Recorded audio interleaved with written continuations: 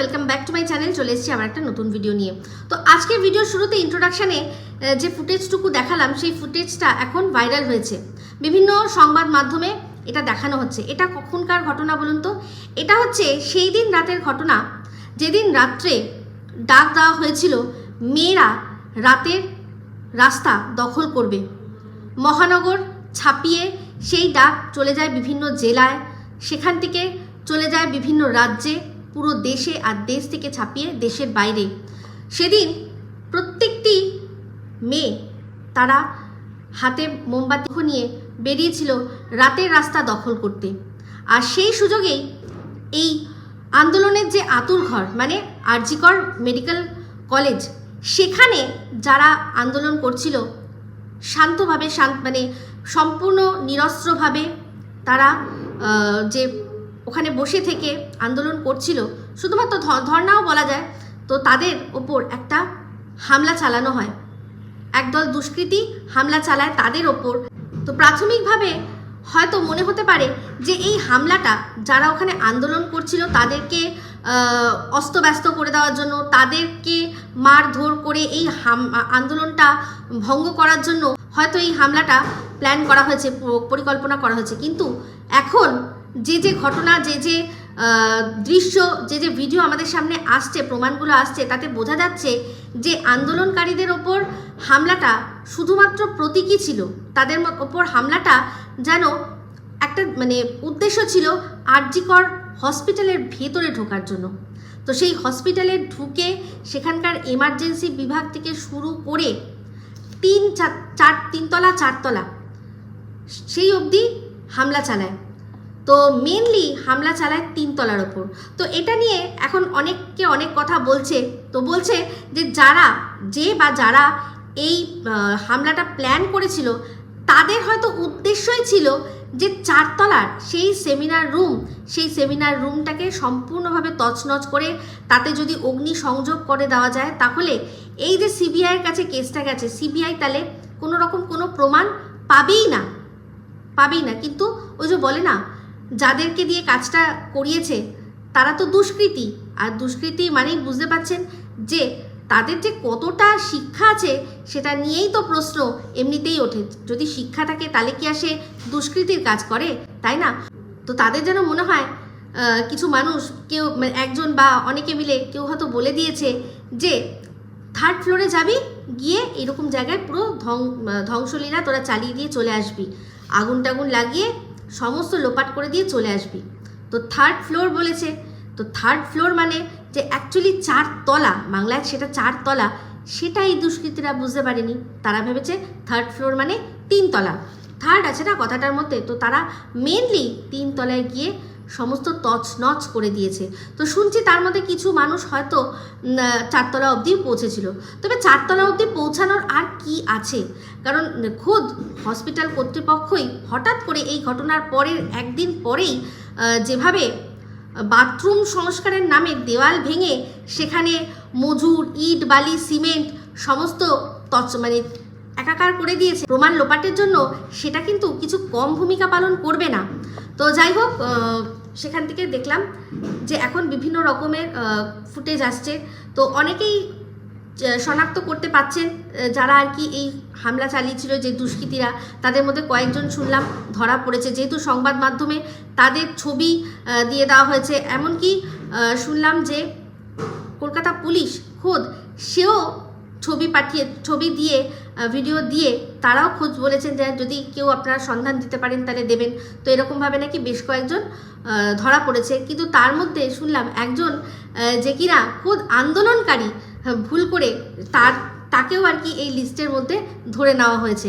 তো যাই হোক, ভুল করে হয়, ভুল মানুষ মাত্রই হয়। এতগুলো লোকের মাঝখানে একজন নিরীহ বা একজন যে কিনা খুদ নিজে ভিকটিম, তাকে এরকমভাবে মার্ক করে দেওয়া হয়েছে, এরকম হতে পারে। তো যাই হোক, সময় থাকতে সেই ভুল শুধরে নেওয়া গেলেই ভালো। তো এরই মধ্যে আরও একটা ঘটনা ঘটেছে, সেটা হচ্ছে গিয়ে বিভিন্ন সংবাদ মাধ্যম দিয়ে এখন দেখতে পাচ্ছি যে একটা কল রেকর্ডিং সেটা রিভিল হয়েছে, ভাইরাল হয়েছে।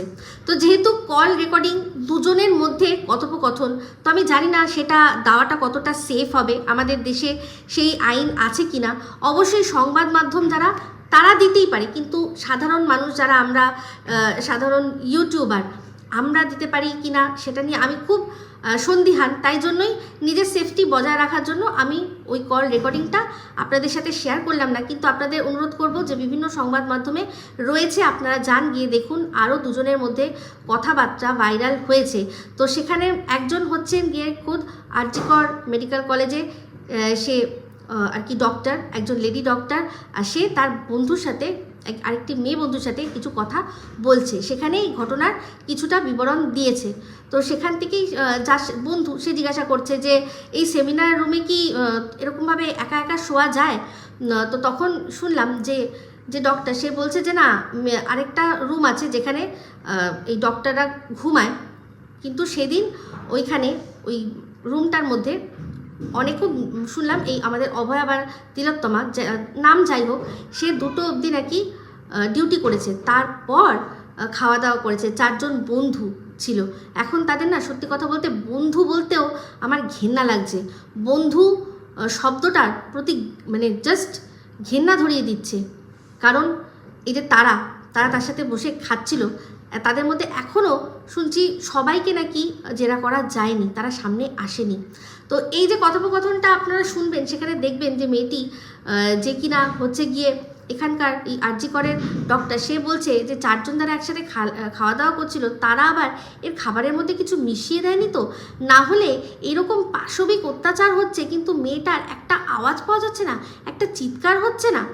তো মানে কেউ কি শুনতে পেল না? তো সে এরকম ধরনেরই অনুমান করছে যে হয়তো এটাও হতে পারে, যেহেতু এটা পূর্ব পরিকল্পিত।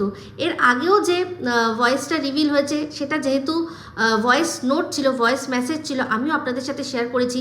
সেখানে যিনি কথা বলছিলেন তিনিও কিন্তু বলছিলেন, তো সেও বলছিল যে এটা কিন্তু পুরো পূর্ব পরিকল্পিত, কীরকম ছক করে এই জিনিসটা করা হয়েছে। যে সেদিন সবাই ওর সাথে খাওয়া দাওয়া করেছে, তারপর পরবর্তীকালে ওই রুমটার মধ্যে আর কাউকে যেতে দেওয়া হয়নি, ও একাই শুচ্ছিল। এমনকি খাওয়া দাওয়া চলাকালীন বাকবিতণ্ডাও হয়েছে।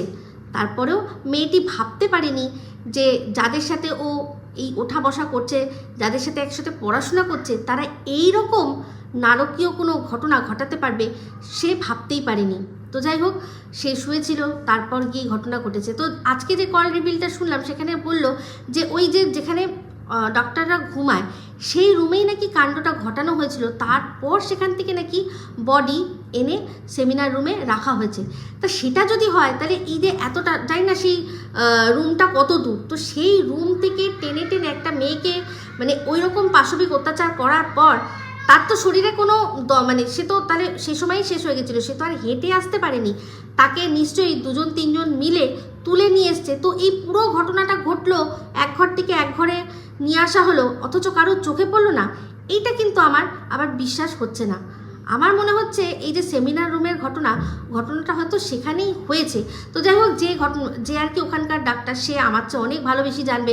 তো সে আবার এটাই বললো যে এই যে তড়িঘড়ি করে যে বাথরুমটা ভাঙা হলো, দেয়ালটা যে ভাঙা হলো, সেটার কারণই হচ্ছে যে রুমটা নাকি ডাক্তাররা শোয়, সেই রুমটা ওটার লাগোয়াই রুম। তো ওই রুমের থেকে যাতে কোনো রকম কোনো সুবুত না পায় বা কোনো প্রমাণ না পায়, সেই জন্য নাকি তড়িঘড়ি করে আর কি দেয়াল ভাঙা হলো। তো কারণ যাই থাক, উদ্দেশ্য একটাই, প্রমাণ লোপাট। এটা তো সত্যি, এই যে দেয়াল ভাঙার পেছনে একটাই কারণ, সেটা হচ্ছে প্রমাণ লোপাট। না হলে এত বড় একটা ঘটনা একটা হসপিটালের মধ্যে ঘটেছে, যেখানে তাদের প্রিন্সিপাল চেঞ্জ হয়ে যাচ্ছে, তাদের অধ্যক্ষ চেঞ্জ হয়ে যাচ্ছে, হ্যাঁ, একটার পর একটা বড় বড় মাথা চেঞ্জ হয়ে যাচ্ছে, তাহলে সেখানে তাদের মাথায় থাকে যে এই এখন দেয়াল ভেঙে আমাদের রেনোভেশন করতে হবে বা সংস্কার করতে হবে? কখনো মাথায় থাকতে পারে না। এটা শুধুমাত্র যে প্রমাণ লোপাটের জন্য, এটা আমরা সবাই ভালো করে বুঝতে পারছি। কারণ এই জন্যই বলছিলাম যে সিবিআইকে অবশ্যই দেওয়া হয়েছে, কিন্তু সিবিআই কি করে নেবে, করবে কি যদি প্রমাণ না থাকে? তো যাই হোক, এইরকমভাবে প্রমাণ না হলেও আরও অনেক কিছুভাবে সিবিআই যদি চায় নিশ্চয়ই পারবে। কারণ তার মধ্যে জানবেন যে কোনো ঘটনা হলে আজকাল খুব ইম্পর্টেন্ট একটা জিনিস হচ্ছে গিয়ে আর কি কল লিস্ট চেক করা। তো কল লিস্ট চেক করা, কার সাথে কার কতক্ষণ কথোপকথন হয়েছে, সেখানে অবশ্যই সার্ভিস প্রোভাইডাররা কিন্তু তাদের তো কোনো একটা জায়গায় কলগুলো সব রেকর্ড হয়, সেখান থেকে কিন্তু তারা চাইলে বার করে আনতে পারে যে কার সাথে কী কথা, কতক্ষণ কার সাথে কী কথা হয়েছে। এখানে সম্ভাব্য যারা যারা জড়িয়ে রয়েছে তাদের প্রত্যেকের ফোন ঘেঁটে নিশ্চয়ই কিছু না কিছু সিবিআই বার করতে পারবে। তো এই যে সম্পূর্ণ প্রমাণ যেগুলো আর কি ফরেন্সিক ডিপার্টমেন্টের পক্ষে বার করার সুবিধা, সেগুলো হয়তো পাওয়া যাবে না, কিন্তু আরও একটা প্রমাণ যেগুলো কিনা ডিজিটাল প্রমাণ, সেই ডিজিটাল ফুটপ্রিন্টগুলো কিন্তু রয়ে যাবে। তো যাই হোক, এই মেয়েটির খাবারের মধ্যে কিছু মেশানোর কথা বলেছে।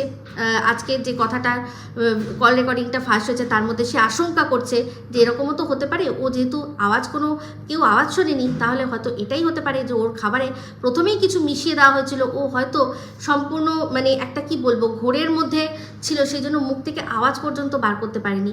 তাছাড়াও মেয়েটি এই পাশবিক অত্যাচার মেয়েটির ওপর যে হয়েছে সেটা এই যে যার আজকে কল রেকর্ডিং শুনলাম, সে কিন্তু মৃতদেহটা দেখে সেও দেখেছে আর বলছে যে দেখা যাচ্ছিল না সারাক্ষণ, এখনও মনে হচ্ছে মেয়েটি যেন আমাদের পাশে পাশে হাঁটছে।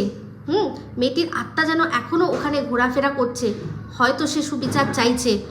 বলছে যে মেয়েটি, আমরা জানি যে মেয়েটির ওপর কী পাশবিক অত্যাচার করা হয়েছিল। এই মেয়েটিও বলছে যে ভাজাইনার মধ্যে মাথার ক্লাচার ক্লিপটা ঢুকিয়ে দিয়েছে। ভাবতে পারেন এগুলো কাদের মাথা থেকে আসতে পারে? কত বড় ক্রিমিনাল মাইন্ডেড হলে, কত বড় পশু হলে তারা এই জিনিসটা করতে পারে, যাদের ভিতরে কি রয়েছে বুঝতে পারছি না।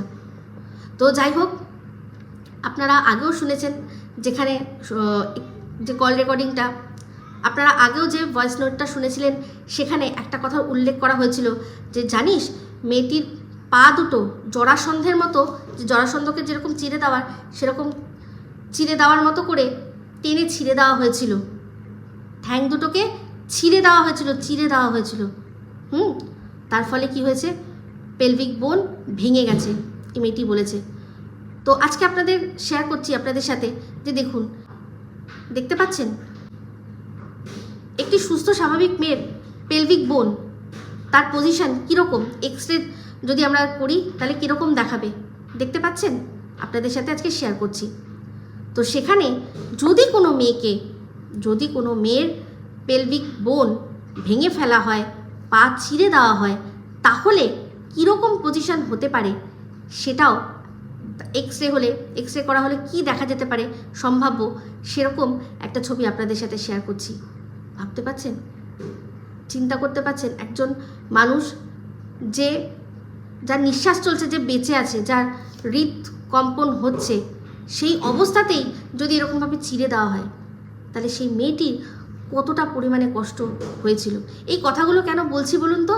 কারণ যাতে আপনাদের মনের ভেতরকার রাগটা যাতে শান্ত না হয়ে যায়, সেই জন্যই বলছি যে আগুন জ্বলছে, সেই আগুনটা যেন জ্বলে, যাতে সেই আগুনে পুড়িয়ে শেষ করে দেওয়া যেতে পারে তার সাথে যেই জঘন্য ঘৃণ্য যে কাণ্ডটা ঘটিয়েছে তাদেরকে।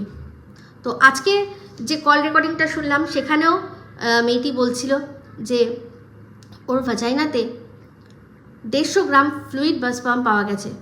মেয়েটি বলছিল যেটা কখনোই একার পক্ষে সম্ভব নয়, কমসে কম মিনিমাম 6 থেকে 7 জন। আমি তো বলছি না, আরও হয়তো বেশি, অঙ্কটা হয়তো 10 জন হলে তবে গিয়ে হয়তো 150 হতে পারে, জানি না, বলতে পারছি না। যদিও এরা যেহেতু ডক্টর, এরা ভালো বুঝবে। তো যখন সে বলছে 6 জন 7 জন, তাহলে হয়তো তাই হবে। তো যাই হোক,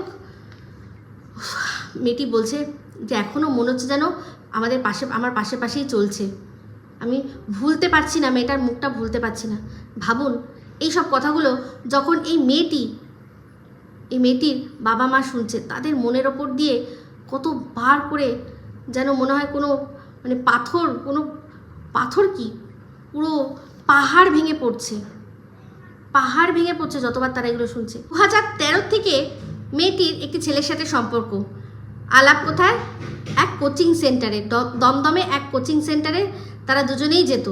দুজনেই ডাক্তার হবার জন্য এন্ট্রেন্স পরীক্ষায় বসতে হবে, দুজনেই বসবে। তো তারা একই জায়গায় কোচিং নিতে যেত, সেখান থেকে আলাপ। শুনছি যে নভেম্বর মাসে তাদের বিয়ে হওয়ার কথা। আর দুই বাড়িতে মানে রীতিমতো এখন কোনটা ডেট ফাইনাল করা হবে তাই নিয়ে আলোচনা চলছিল, যে কোন ডেটটায় করা যায় বিয়ে। তো সেই নিয়ে আলোচনা হচ্ছিল। ছেলেটি নদিয়ার একটি মেডিকেল কলেজে কর্মরত, আর সেদিন রাত্রে ফোন করেছিল একবার কথা হয়েছে, বলেছিল যে ব্যস্ত আছি, পরে কথা বলবো। সেই পরে আর হয়নি। তো সকালবেলা আবারও ফোন করে ছেলেটি যথারীতি, কিন্তু মেয়েটি ফোন ধরেনি। তারপর তো বাকিটা ছেলেটির সামনে চলেই আসে।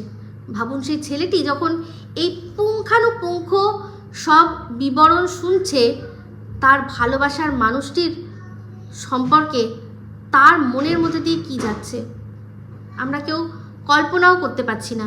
তার মনের মধ্যে কি যাচ্ছে। এক সংবাদ মাধ্যমে সে যখন ইন্টারভিউ দিতে গিয়ে কান্নায় ভেঙে পড়ে। তো যাই হোক, এখন তো পুরো বিষয়টা আমাদের সামনে আসছে। এইরকম না, বিশ্বাস করুন, এই মেডিকেল আর কি তছরূপ হ্যানা ত্যানা এইসব নিয়ে না সাউথ ইন্ডিয়ান অনেক সিনেমা দেখতাম। কোনো হসপিটালে সেখানে হয়তো মৃতদেহের ব্যবসা চলে বা অর্গান ট্রাফিকিং, এই ধরনের সব শুনতাম। কিন্তু আমাদের এখানে খুদ এই জিনিসটা হচ্ছে। তারপর ড্রাগ বলতে ওষুধ, নিম্নমানের ওষুধ, সেগুলোর আর কি সেগুলো নিয়ে কোটি কোটি টাকার আর কি তছরূপ হ্যানা ত্যানা এই বড় বড় মাথারা তারা বসে করতো, তাদের পলিটিক্যাল হেভি হোল্ড, এগুলো সব ওই সাউথ ইন্ডিয়ান সিনেমায় খুব ভালো করে দেখিয়েছে। অনেক সিনেমা দেখেছি। তো এগুলো সব ডাব, তো তাই নামগুলো ঠিকমতো মনে থাকে না, কিন্তু এগুলো দেখেছি। কিন্তু সেই জিনিসগুলো আমাদের এখানে হচ্ছে। আর শুনলাম শুধু আরজি করে নয়, এইরকম ধরনের কাণ্ড প্রত্যেক কটা মেডিকেল কলেজে নাকি, বড় বড় মেডিকেল কলেজে নাকি হয়। মানে শুনছি আর ভাবছি, তাহলে ভাবুন সেখান থেকে পড়াশোনা করে যে ডাক্তারগুলো বেরোবে তারা কি করবে পরবর্তীকালে। এই যে ডাক্তাররা মানে শরীরকে এত ভালো করে চেনে, যে কিভাবে শরীরকে কতটা কষ্ট দেওয়া যায়, তারা ভাবুন তো, তারা যখন ডাক্তারি রেজিস্ট্রেশন নিয়ে তারা যখন চিকিৎসা করতে বসবে, তারা কতটা মিসইউজ করবে তাদের এই শিক্ষার, ভাবতে পারেন? গায়ে কাটা দেয় ভাবলেই। তো যাই হোক, অবশ্যই আপনারা ওই ভাইরাল যে এখন আমার কল রেকর্ডিং হয়েছে সেটা অবশ্যই শুনবেন। শুনলে অনেক কিছু আরও জানতে পারবেন। তো এরকম এই বিষয়ে খবর থাকবে, এই বিষয়ে নজর থাকবে। তবে হ্যাঁ, শুনছি যে এখানকার যে প্রিন্সিপাল তাকে তো অ্যারেস্ট করা হয়েছে। তো আমি তো চাইবো যে সবার আগে যারা সো কল্ড বন্ধু, মেয়েটির সাথে বসে সবাই যারা খাওয়া দাওয়া করেছিল, সবার আগে তাদের খুঁজে বার করা হোক। তার মধ্যে এই যে একটি মেয়ে আছে, আমি সত্যি তার মুখটা একটু দেখতে চাই। সে কীরকম মেয়ে, তার উপর ডাক্তার, একটু দেখতে চাই সেই মেয়েটির মুখটা। তো যাই হোক, অবশ্যই এই বিষয়টা নিয়ে চোখ থাকবে, আর আপনারাও চোখ রাখুন। আর বলবো যে ভেতরের আগুনটা নিভতে দেবেন না। যতক্ষণ না অভয়া বা তিলোত্তমা যাই নামে ডাকুক, যতক্ষণ না সে সুবিচার পাচ্ছে, ততক্ষণ ওর ওপর হওয়া অত্যাচারগুলো মনে করে নিজেদের মনের রাগটা জিয়ে রাখবেন, যাতে আপনাদের আন্দোলন করতে, প্রতিবাদ করতে অনেক বেশি সুবিধা হয়। ঠিক আছে? তো যাই হোক, ভিডিওটা ভালো লাগলে লাইক, শেয়ার, কমেন্ট করবেন। যারা চ্যানেলটা সাবস্ক্রাইব করেননি তারা সাবস্ক্রাইব করে নেবেন। সবাই ভালো থাকবেন, সুস্থ থাকবেন। আবার আসছি খুব শীঘ্রই একটা নতুন ভিডিও নিয়ে। টাটা।